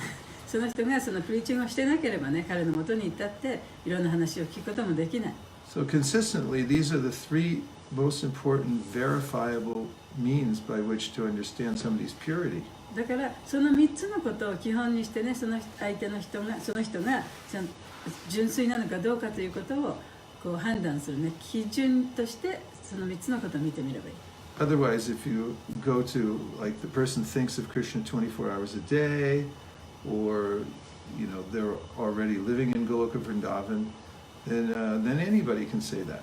でその他のことはね例えばその人が24時間クリシュナのことを考えているとかその人はもうすでにそのゴロカ・ブリンダーバンに住んでいるとかそういうことっていうのは分からないですよねその内面的なことだから。 Are there any other commentos or questions? Hare Krishna Maharaj. Hare Krishna. Harsha here, Danvat Pranam. Dhanavad, Sarivas. I have actually two questions. Okay. One is regarding the Shiksha Guru. Shiksha Guru, in the that Chaitanya Charitamrita purport, I read that whoever gives instruction also becomes Shiksha Guru, and we can have many Shiksha Guru. So nowadays it's like a YouTube generation. We hear so many lectures and everything on YouTube and everything, but it's not necessary that we know them personally. So we hear lectures and sometimes we follow that instructions if we like it. So does that also become Shiksha Guru, or what is it like? I have little question regarding the Shiksha Guru. Okay, okay. それ言いますね。そう、今彼女の質問はそのシクシャグルということについてね。で、その例えば今は私たちはその YouTube の世代だと。で、その中で自分がさまざまな人のそのレクチャーを聞いて、いろんな人からのその教えを受けると。で、じゃあ私は個人的にはそういう人とはつながりは何も持ってないけれども、その教えが自分にとってはすごく助けになった。で、その教えをね受け入れて生活してる。じゃあそういう人も私のシクシャグルとして考えてもいいんですかということですね。Well, yes, it's true that one can have multiple shiksha gurus. で、まあシクシャグルというのは何人いてもいいというのはそれは事実です。And at the same time, it's important to understand the mood and methods of one's own guru. で、同時に自分のそのグルのムードとその方法というもの、それを大切にするということも大切だ。それも知るということも大切だ。For those in ISKCON, we understand the mood and methods of Srila Prabhupada. で、イスコンにいる人に関しては、そのプラバパータのムード、そしてプラバパータの方法というのを知るということも大切です。We're following the principle of Acharya Upasanam, worshiping the Acharya. で、私たちはそのアチャーリア・パーサナンといって、アチャーリアの指示に従うということを非常に重大に見ていますから。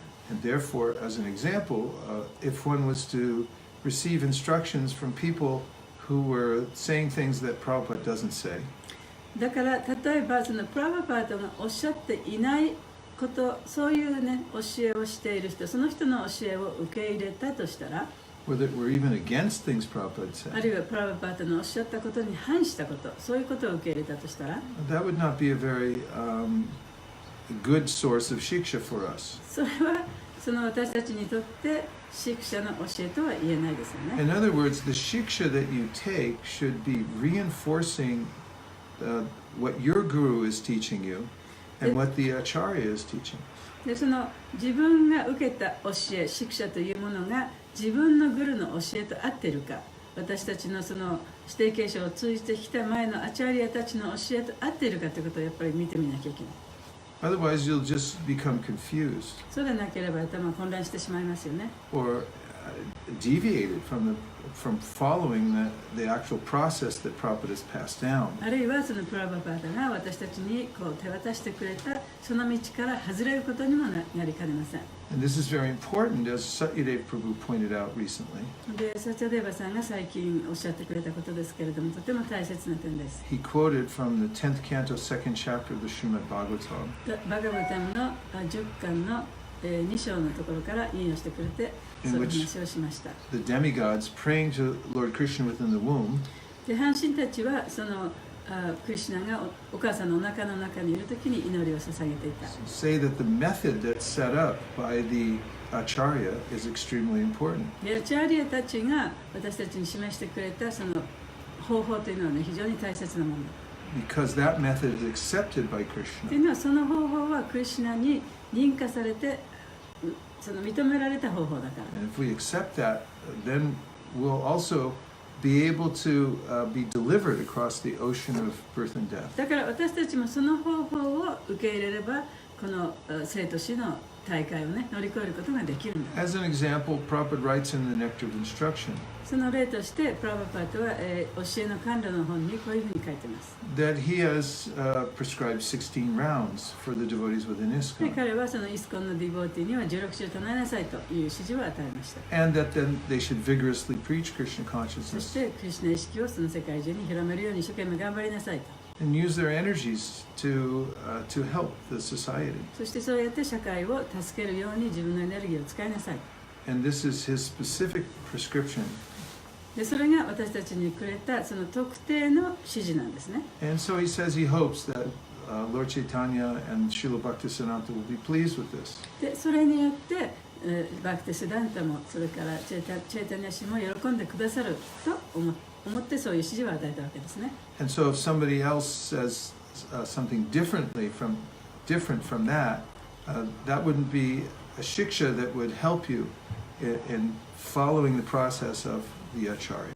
だからそれから外れた言う人の言葉を聞いてそれを受け入れてしまえば、それはそのチェイタニャ神が教えてくれた、アチャリアたちが教えてくれたその教えから外れたということになります。 Of course, それはあなたの助けにはなり you ませ may ん。 be following another acharya. もちろんその人はまた別のアチャリアにね、そのではシクシャをくれた人は別の自分のアチャリアの言うことに従っているのかもしれないけれども、 There are other acharyas. アチャリアにもたくさんアチャリアってありますからね。 Muhammad was a kind of モ acharya. ハメッドだってそのアチャリアの一種ですね。 He said pray 6 times a day. What is it? 5 5 times a day. 一日に5回ね、お祈りしなきゃいけないとか。 And said 5 pray, and you have to do it because he was the でそ acharya. れはそのラインにいる人は彼がアチャリアだからそれをやっぱりしていかなきゃいけないわけです。 So if you're going to follow the acharya system, which we do, だから私たちがやってるようにそのアチャリアの制度というものに従ったならば、 you take shiksha that will support that mood and method.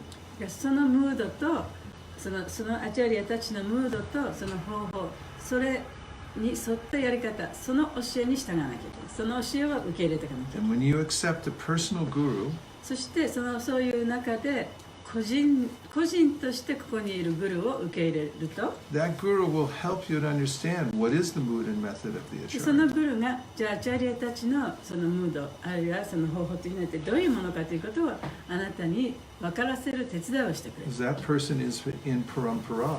というのはその人はパランパラのシステムの中にいるから。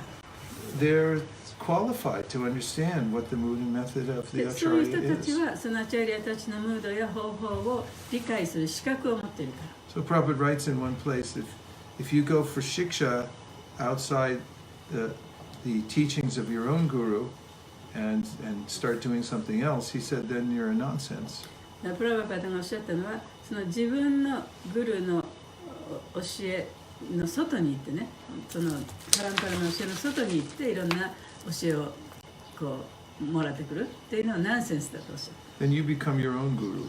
そしてじゃああなたはねその自分で自グルになればいいんだ Because you can just pick and choose whatever you と like. いうのは自分が好きなものを好きなように選べばいいわけですから。 And this is, anyway, let's take the second question you have. じゃあ Yes, 2番目どうぞ。 internet. Okay, so you have one more question, and then Hare Krishna. yes, Yeah. go ahead. Thank you so much. It was very clear.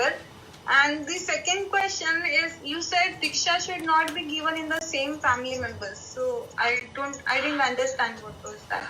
でディクシャはね自分の家族にディクシャを与えてはいけない、ディクシャグルは自分の家族にディクシャを与えてはいけないということをおっしゃいましたけれども、それはどういう意味ですか？ It's just an etiquette.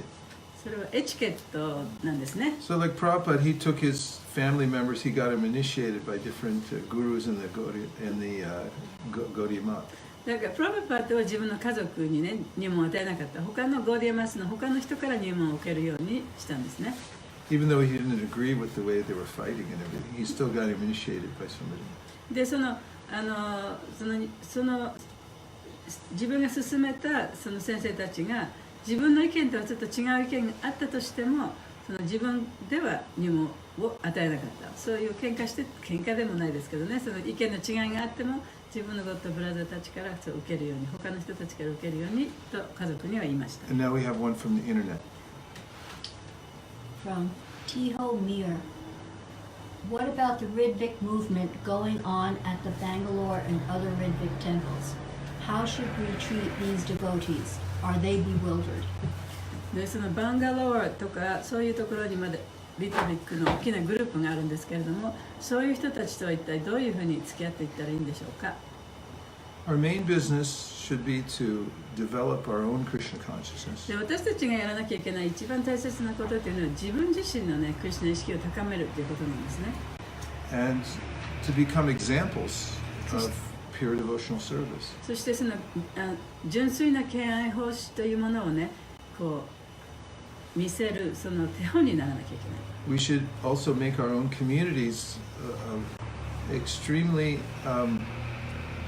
welcoming and places like sanctuary for people who want to make advancement in devotional service. そしてこの自分の今いるコミュニティっていうものをね、そのクリシュナ意識の中でその高めていきたいと思っている人たちがここに来て、そういうものを手に入れることができるような場所、そしてそういう人たちを歓迎することができるような場所にしていかなければいけない。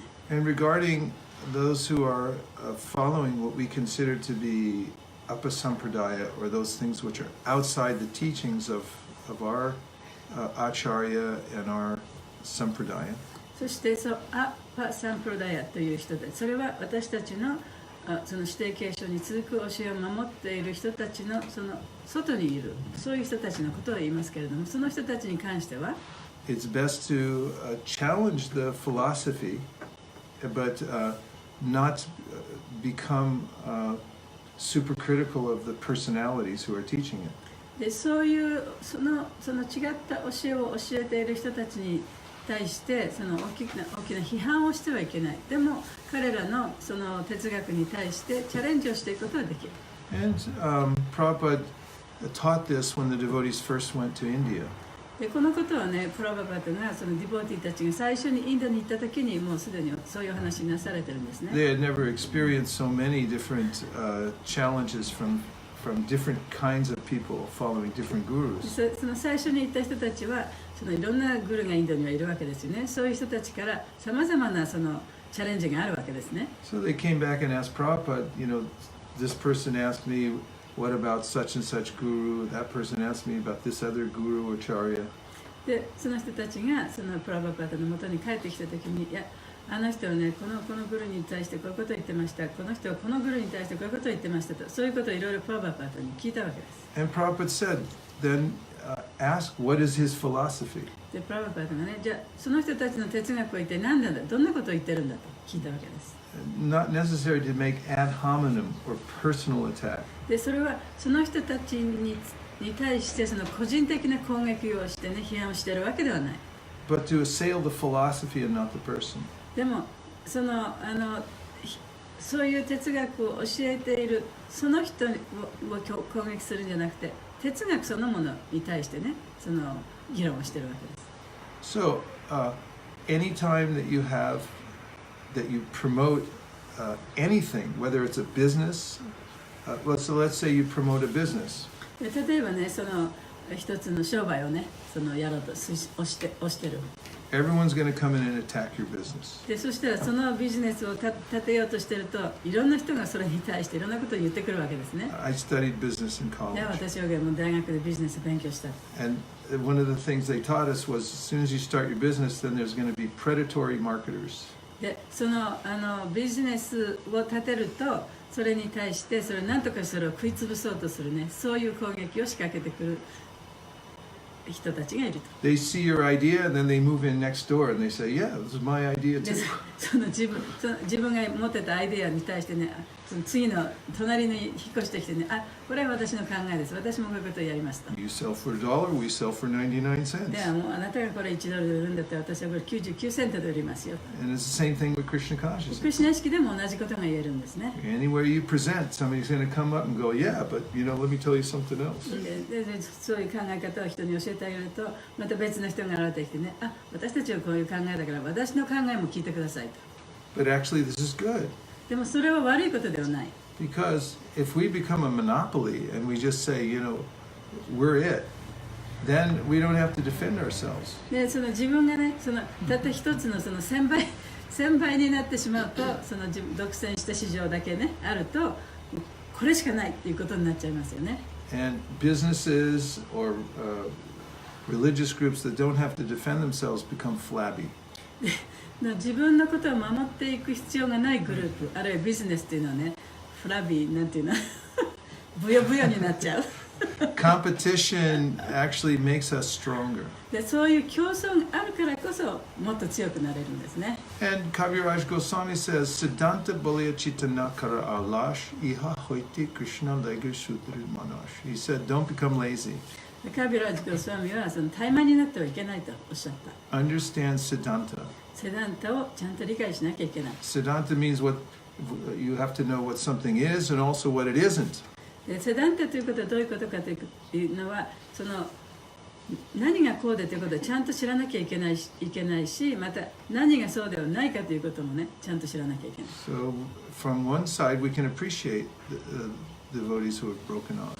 だからある意味ではね、そうやって道から外れたディボーティーっていうのもね、やっぱり少しは評価しなきゃいけません。However, we find that in the Chaitanya Charitamrita, しかし、チェイタニヤ・チャラタムリタの中でこういうことを読むことができます。Kaviraj Goswami describes that Advaitacharya had sons that followed the process of Lord Chaitanya Mahaprabhu and those that deviated.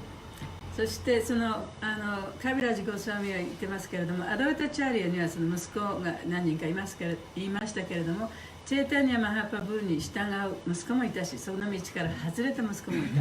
And he pointed it out.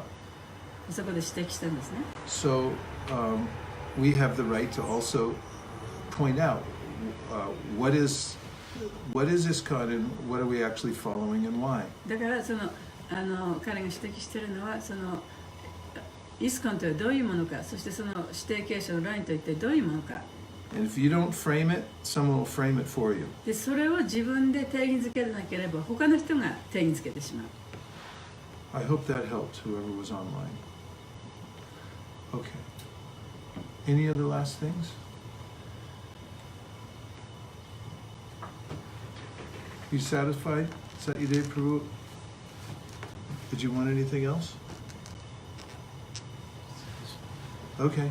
Yeah, I'm satisfied. Actually, the question I would have asked was the question that Hari Prabhu asked. 私は今のお話でとても満足しています。私が聞きたかったのはやっぱりハビさんと同じようなことです。They say only Prabhupada was a pure devotee. で、プラブパダだけがね、気案者だったと。No one else is qualified だから to. 誰も他の人はね、プラブパダのように資格を持ってない。だから入門を授ける資格がないというふうに言ってる人もたくさんいる。とても大切な点ですね。Because actually, if Prabhupada wasn't able to make qualified spiritual masters, もしプラブパダがその資格のあるスピリチュアルマスターを作ることができなかったら、after all the work he put in, 彼がそうやっていろんなことを私たちに教えてくれたわけですよね。 all the books, preaching, 本も書いてくれた、プリーチング bestowing もし his てくれた、 blessings, で彼の祝福も与えてくれた、 and not one person, そういうことをしたのに、たった一人でも then why would you follow Prabhupada? そのスピリチュアルマスターになることができないなんていうことがあったら、なんでじゃあプラブパダの教えに従うんでしょうか。 So you go to learn karate, だから例えば空手を学びに行くときに、 and you go to the karate school, 空手の学校に行きますよね。 and you ask the master there, で like, そこのマスターに、 so how are your students doing? 自分のその弟子たちは生徒たちはねどうですかと。 There's not one of them has won anything. そしてその弟子たち生徒たちはね、何の賞も何ももらったことないですよと言ったなら、 They're all very weak. みんな弱くてダメだと。 Every time they fight, they get beat up. で戦うごとにねもう負けてしまうと。 Oh, then let me learn from you also. そしたらね、じゃあ私もあなたから学びたいなんて言いますかね。So this is illogical. それはあまりね理にかなってないことですね。And also, those who can't see the qualities in Prabhupada's disciples. でそのプラブパダの弟子の持っているその資格というもの、それが見えない人。 And that they've, the ones especially that have stuck to the process throughout the years. そして特にね、その弟子たちの中ではもう何年もの間この方法をちゃんとやってきた人、その人たちの素晴らしいっていうのがわからない人。 Even Prabhupada said early on, better than kings, every one of them. でプラブパダね、自分の弟子はその王様よりもずっと素晴らしいっていうことを何回もおっしゃった。 What to speak of the ones who have deeply embraced the process of Krishna で consciousness. そのクリシュナ意識というものをね、本当に自分の心に深く思ってね、一生懸命やってきた人たちなんて言うまでもないですよね。 How is it that one cannot see their beautiful qualities で and their purity. そういう人たちの中にあるその純粋さ、その美しい特質というものは見えないなんてことがあるんでしょうか。 This would be a lamentable situation. それはもう嘆くべき状態ですね。 But even more lamentable than that is to institutionalize that idea that Yes, nobody else so ever will become qualified, ever. でそれよりももっと悲しいことはね、そういう考え方を組織化してしまうということなんですね。 This is what in Japan is called komaru, trouble. 日本ではそれを困ると言います。 You take a tree and put it in a box. That's the kanji. そしてその日本語の漢字ではね、木という字をこの箱の中に入れますよね。 So this idea is you take the tree of devotional service and you put it in a box and it でそれはその can't grow. 敬遠奉仕という木をね、箱の中に入れてしまう。そうするともうその木は大きくなることができない。 Gaur Premanande, Nitya Gaura Haribo, Haribo, Haribo, Nitya Gaura Haribo, Nitya Gaura Haribo, Haribo, Haribo, Nitya Gaura Haribo. Nachari Armarman, Nachari Armarman, Nachari Armarman, Nachari Armarman, hey, Nachari Armarman, Nachari Armarman, Nachari Armarman, Nachari Armarman.